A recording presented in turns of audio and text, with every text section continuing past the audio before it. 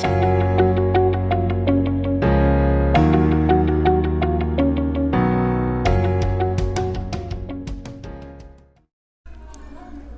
friends, welcome to GK 2020. Today's topic is Indian Industries. This is the second part on this topic. इस video में मैं भारत के उद्योग धंधे और कारखाने से जुड़े कुछ अन्य महत्वपूर्ण प्रश्नों को शामिल करूंगा। इस वीडियो में उन प्रश्नों को भी डिस्कस करूंगा जो एग्ज़ाम के पॉइंट ऑफ व्यू से काफ़ी इंपॉर्टेंट हैं। तो चलिए शुरू करते हैं। भारत में कई सारे विभिन्न उद्योग हैं, उनके बारे में उनका जो महत्वपूर्ण पॉइंट है जो एग्ज़ाम के पॉइंट ऑफ व्यू से बहुत इंपॉर्टेंट है उसको हम देख लेते हैं। देखिए, भारत में आधुनिक ढंग से सूती वस्त्र की पहली मिल की स्थापना 1818 में कोलकाता के समीप फोर्ट ग्लस्टर में किया गया। कहाँ किया गया? फोर्ट ग्लस्टर में, स्थान याद रखिएगा। और सूती वस्त्र की पहली मिल की स्थापना की गई कहाँ? कोलकाता में। ठीक है। भारत का पहला सफल आधुनिक सूती वस्त्र की मिल की स्थापना जो किया गया वो 1854 में कवासी डाबर के द्वारा किया गया। किसके द्वारा? कवासी डाबर के द्वारा 1854 में सूती वस्त्र की पहली सफल मिल। ये जो फोर्ट ग्लस्टर में किया गया, यह पूर्ण रूप से सफल नहीं हो पाया था, लेकिन सफल रूप से जो सूती वस्त्र की मिल की स्थापना किया गया वो कवासी डाबर के द्वारा 1854 में स्थापित किया गया। ठीक है। अब देखिए, मुंबई को भारत की सूती वस्त्र की राजधानी के उपनाम से जाना जाता है। तो भारत के सूती वस्त्र की राजधानी के उपनाम से किसे जाना जाता है? तो मुंबई को। एग्जाम में क्वेश्चन अगर पूछ ले तो आपको टिक करना है मुंबई। ठीक है। देखिए, कानपुर को उत्तर भारत का मैनचेस्टर कहा जाता है। तो एग्जाम में क्वेश्चन पूछता है कि उत्तर भारत का मैनचेस्टर किसे कहा जाता है? तो उत्तर भारत का मैनचेस्टर कानपुर को कहा जाता है। किसे? कानपुर को। ठीक है। और दक्षिण भारत का मैनचेस्टर किसे कहा जाता है? तो दक्षिण भारत का मैनचेस्टर कोयम्बटूर को कहा जाता है। ठीक है। और एग्जाम में क्वेश्चन में आता है कि भारत का बोस्टक किसे कहा जाता है? तो भारत का बोस्टक अहमदाबाद को कहा जाता है। अहमदाबाद भी सूती कपड़े का या फिर वस्त्र उद्योग के लिए काफ़ी फेमस है। देखिए, कपड़ा उद्योग देश में कृषि के बाद सर्वाधिक रोजगार प्रदान करने वाला दूसरा सबसे बड़ा क्षेत्र है।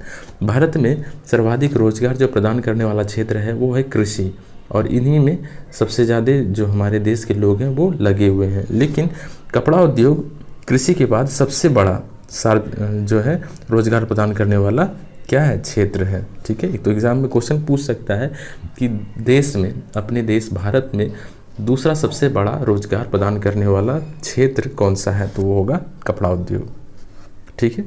देखिए, जूट के रेशे को सोने का रेशा कहा जाता है। जूट का जो रेशा होता है उसका कलर गोल्डन होता है, इसी कारण से इस जूट के रेशे को सोने का रेशा के नाम से जाना जाता है। तो एग्जाम में क्वेश्चन पूछ सकता है सोने के रेशे के उपनाम से किसे जाना जाता है? तो आपको जूट का भी रेशा दे देगा और नारियल का भी रेशा दे देगा। तो आपको टिक करना है जूट का रेशा। ठीक है। जूट के सामान का निर्माण करने में भारत विश्व में प्रथम स्थान पर है।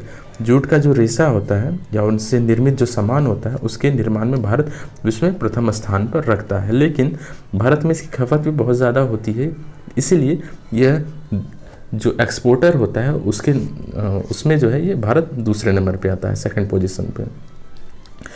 सर्वाधिक सामान का निर्माण, जूट सामान का निर्माण तो भारत करता है, लेकिन एक्सपोर्ट जो करता है वो दूसरे नंबर पर आता है। ठीक है। जूट के पहले कारखाने की स्थापना कहाँ की गई? तो कोलकाता के रिसरा नामक स्थान पर किया गया। कोलकाता में कई सारे जो है ना आपका उद्योग धंधे की स्थापना की गई, इसी कारण से तो कोलकाता का विकास बहुत ज़्यादा हुआ था।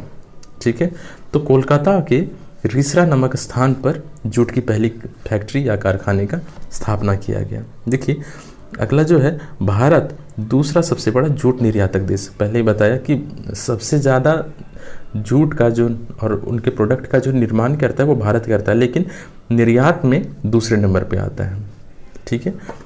जूट निर्यातक देशों में भारत दूसरे नंबर पे आता है। देखिए, जूट उत्पादन का में जो प्रमुख स्थान है भारत में, किन किन स्थानों पर जूट का प्रमुख उत्पादन किया जाता है वो है टीटागढ़, रिसरा, पूर्णिया, कटिहार, दरभंगा, सहरसा, गुंटूर। तो जूट उत्पादन के स्थान में जो स्थान प्रमुख रूप से हैं वो आपका पश्चिम बंगाल का टीटागढ़ और रिसरा है, जबकि बिहार का पूर्णिया, कटिहार, सहरसा और दरभंगा है। ठीक है। तो पूर्णिया, कटिहार, सहरसा, दरभंगा ये बिहार के प्रमुख जूट उत्पादक स्थान है, और टीटागढ़, रिसरा पश्चिम बंगाल के, जबकि गुंटूर आंध्र प्रदेश के प्रमुख जूट उत्पादक स्थान है। ठीक है। अंतर्राष्ट्रीय जूट संगठन का मुख्यालय कहाँ है? तो अंतर्राष्ट्रीय जूट संगठन का जो मुख्यालय वो ढाका बांग्लादेश की राजधानी है, और यहीं जूट संस्थान का मुख्यालय भी है। ठीक है। तो एग्जाम में क्वेश्चन आपको पूछ सकता है कि अंतर्राष्ट्रीय जूट संस्थान का मुख्यालय कहाँ है? तो आंसर होगा ढाका। ठीक है। भारत में प्रथम आधुनिक चीनी मिल की स्थापना कहाँ की गई? तो बिहार में की गई थी। ये भी बहुत ही बार पूछ सकता है, क्योंकि बिहार एक ऐसा राज्य है जहाँ जो कि उद्योग के मामले में काफ़ी पिछड़ा हुआ है। तो एग्ज़ाम में कन्फ्यूज़न बढ़ाने के लिए आपसे पूछ सकता है कि पहली चीनी मिल की स्थापना किस राज्य में की गई। आपको यूपी भी दे देगा, आपको महाराष्ट्र भी दे देगा, तो कंफ्यूज आप कर सकते हैं, क्योंकि बिहार में उतने ज़्यादा उद्योग का विकास नहीं हुआ है। तो पहली जो चीनी मिल की स्थापना की गई तो वो कहाँ की गई थी? बिहार में। और सबसे ज़्यादा जो चीनी मिल है वो कहाँ है? तो वो यूपी में है। ठीक है। देखिए, कागज़ का पहला सफल कारखाना जो खोला गया था वो 1879 में लखनऊ में लगाया गया। तो पहला सफल कारखाना, कागज़ का पहला सफल कारखाना कहाँ लगाया गया? लखनऊ में। कब? 1879। ठीक है। देखिए, मध्य प्रदेश के नेपानगर में अखबारी कागज़ और होशंगाबाद में नोट छापने का कारखाना है। होशंगाबाद और नेपानगर ये दो बहुत ही इम्पोर्टेंट क्वेश्चन है। इससे एग्ज़ाम में बहुत बार एग्ज़ाम में क्वेश्चन पूछा गया है कि होशंगाबाद किस लिए फेमस है। तो होशंगाबाद जो फेमस है वो नोट छापने की कागज़ के कारखाने के लिए फेमस है। जितने हमारे करेंसी हैं भारत के, उनका जो नोट छपा जाता है और उनका जो कागज़ का निर्माण होता है वो कहाँ? होशंगाबाद में होता है। जबकि नेपानगर में अखबारी कागज़ का निर्माण होता है, और आपको इनको ध्यान में रखना है। ठीक है। देखिए, अगला जो पॉइंट है वो है भारत का पहला उर्वरक कारखाने की स्थापना तमिलनाडु के रानीपेट नामक स्थान पर किया गया। तो उर्वरक का पहला कारखाना भारत में कहाँ स्थापित किया गया? तमिलनाडु के रानीपेट में। ठीक है। जगह का नाम याद रखिएगा, रानीपेट, राज्य तमिलनाडु। ठीक है। आज़ादी के बाद भारत में उर्वरक का सबसे बड़ा संयंत्र जो लगाया गया, कहाँ लगाया गया? सिंदरी, झारखंड में लगाया गया। आज़ादी के बाद लगाया गया ये संयंत्र। ठीक है। और ये जो रानीपेट में लगाया गया है ये आज़ादी से पहले का है, लेकिन भारत में जो आज़ादी के बाद सबसे बड़ा संयंत्र लगाया गया वो सिंदरी, झारखंड में लगाया गया था। ठीक है। देखिए, अगला जो पॉइंट है वो है पोटास उर्वरक के मामले में। तो भारत जो है पोटास उर्वरक के लिए पूरी तरह से आयात पर निर्भर है। यहाँ भारत में जो है पोटास के निर्माण के लिए कोई भी संयंत्र नहीं है। ठीक है। तो भारत पोटास उर्वरक के लिए पूरी तरह से आयात पर निर्भर है, मतलब दूसरे अन्य देशों से यह क्या करता है? आयात करता है, खरीद करता है। देखिए, भारत में सबसे ज़्यादा जो उर्वरक, जिस उर्वरक की खपत होती है वो नाइट्रोजनी उर्वरक होता है। किस उर्वरक की? नाइट्रोजनी उर्वरक। तो एग्जाम में क्वेश्चन इस तरह से पूछा जाता है कि भारत में किस उर्वरक की खपत सबसे अधिक है? तो वो नाइट्रोजनी उर्वरक होगा। ठीक है। देखिए, भारत में प्रति हेक्टेयर उर्वरक खपत में प्रथम स्थान किस राज्य का है? तो वो है पंजाब। पंजाब राज्य का भारत में प्रति हेक्टेयर उर्वरक की खपत में प्रथम स्थान है। ठीक है। देखिए, अगला जो पॉइंट है वो है यूरिया अमोनिया संयंत्र की स्थापना हजीरा, गुजरात में स्थापित की गई है। यूरिया अमोनिया संयंत्र की स्थापना जो की गई है कहाँ किया गया है? हजीरा, गुजरात में। ठीक है। देखिए, अगला जो पॉइंट है वो है भारत में जलयान निर्माण का प्रथम कारखाना की स्थापना कहाँ किया गया? तो भारत में जलयान निर्माण के प्रथम कारखाने की स्थापना विशाखापत्तनम में स्थापित किया गया है, और बाद में इसी का नाम बदल करके हिंदुस्तान शिपयार्ड विशाखापत्तनम कर दिया गया है। क्या नाम कर दिया? हिंदुस्तान शिपयार्ड विशाखापत्तनम। देखिए, अगला जो पॉइंट है वो है भारत में वायुयान निर्माण का प्रथम कारखाना कहाँ स्थापित किया गया? तो वो बेंगलुरु में। वायुयान निर्माण का प्रथम कारखाना बेंगलुरु में स्थापित किया गया, और बाद में इसी का नाम हिंदुस्तान एरोनॉटिक्स लिमिटेड रखा गया। Hindustan aeronautics limited. देखिए, अगला जो पॉइंट है वो है मोटर कार। मोटर गाड़ी उद्योग को विकास उद्योग के नाम से जाना जाता है। तो विकास उद्योग के नाम से किसे जाना जाता है? तो मोटर गाड़ी उद्योग को। ठीक है। अगला जो पॉइंट है वो है पिंपरी पेंसिलिन की दवा के निर्माण के लिए प्रसिद्ध है। तो पिंपरी एक स्थान है जो काफ़ी फेमस है किसके लिए, तो पेनिसिलिन उत्पादन के लिए। पेनिसिलिन एक दवाई है जिसके निर्माण के लिए पिंपरी काफ़ी फेमस है। ठीक है, तो एग्ज़ाम में क्वेश्चन पूछ सकता है आपसे कि पिंपरी किस लिए फेमस है, तो इसका जो फेमस है ये पेनिसिलिन उत्पादन के लिए। ठीक है, देखिए अगला जो है पॉइंट वो है फिरोजाबाद और सिकोहाबाद, दोनों को याद रखिएगा। फिरोजाबाद और सिकोहाबाद भारत में सीसा उद्योग के लिए महत्वपूर्ण है। चूड़ी हुआ, सीसा हुआ, इसके उद्योग के लिए काफ़ी फेमस है फिरोजाबाद और सिकोहाबाद, और यह सीसा उद्योग के लिए प्रमुख केंद्र है। ठीक है, देखिए अगला जो पॉइंट है वो है भारत में ऊनी वस्त्र की पहली मिल की स्थापना कहाँ की गई, तो भारत में ऊनी वस्त्र की पहली मिल की स्थापना कानपुर में की गई। कहाँ की गई, कानपुर में की गई। ठीक है, ये यूपी में है। देखिए अगला जो पॉइंट है वो है भारत एकमात्र ऐसा देश है जहाँ सहतूती, ईरी, तसर और मूंगा सभी 4 किस्म के रेशम का उत्पादन किया जाता है। भारत एकमात्र ऐसा देश है जहाँ सभी प्रकार के जो रेशम होता है उनका उत्पादन किया जाता है, लेकिन मुख्य रूप से मूंगे रेशे का उत्पादन किया जाता है और भारत का मूंगे रेशम के उत्पादन में एकाधिकार प्राप्त है। तो एग्जाम में क्वेश्चन पूछ सकता है कि किस रेशम के उत्पादन में भारत का एकाधिकार प्राप्त है, तो मूंगा रेशा।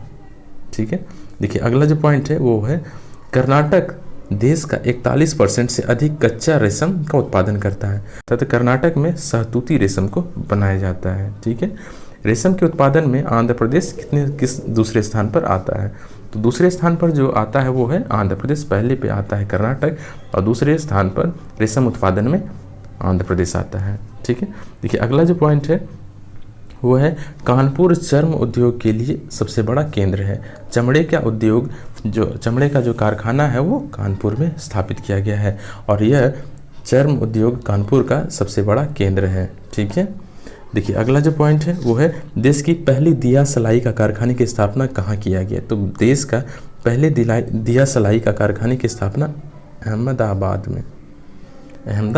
में किया गया। दिया सलाई कारखाने की स्थापना पहला जो है वो अहमदाबाद में किया गया। ठीक है, देखिए अगला जो है पॉइंट वो है प्रथम एंटीबायोटिक कारखाने की स्थापना कहाँ की गई, तो भारत में प्रथम एंटीबायोटिक कारखाने की जो स्थापना किया गया वो किया गया था ऋषिकेश में। कहाँ किया गया, ऋषिकेश में। ठीक है, देखिए cement research institute of India की स्थापना किया गया, तो कहाँ किया गया cement research institute of India की स्थापना बल्लभगढ़ में। याद रखिएगा सीमेंट रिसर्च इंस्टीट्यूट कहाँ है, तो बल्लभगढ़ में है। ठीक है, देखिए अगला जो है पॉइंट वो है ऊन रिसर्च एसोसिएशन के संबंध में, तो ऊन रिसर्च एसोसिएशन की स्थापना मुंबई में की गई है। ऊन रिसर्च एसोसिएशन की स्थापना कहाँ की गई है, तो मुंबई में। ठीक है, कागज उद्योग में जो हम लोग इस्तेमाल करते हैं लकड़ी का लुगदी, वो किस पेड़ का होता है, तो वो चीड़ के पेड़ का होता है। तो कागज के उद्योग में चीड़ के पेड़ की लुगदी का इस्तेमाल किया जाता है। इसी मतलब आप कह सकते हैं कि कागज उद्योग में कागज का जो निर्माण करते हैं वो किस पेड़ से किया जाता है, तो चीड़ के पेड़ से किया जाता है। ठीक है, देखिए तेंदू के पत्ते का प्रमुख उत्पादक राज्य कौन सा है, तो तेंदू के पत्ते का प्रमुख उत्पादक जो राज्य है वो मध्य प्रदेश है। तेंदू पत्ते का इस्तेमाल जो बीड़ी बनाने में, बीड़ी उद्योग में करते हैं, तो तेंदू पत्ते का प्रमुख उत्पादक जो राज्य है वो मध्य प्रदेश है। ठीक है, टैंक के निर्माण कहाँ होता है, तो टैंक का जो निर्माण होता है वो अवाडी में होता है। कहाँ होता है, अवाडी, याद रखिएगा अवाडी में होता है।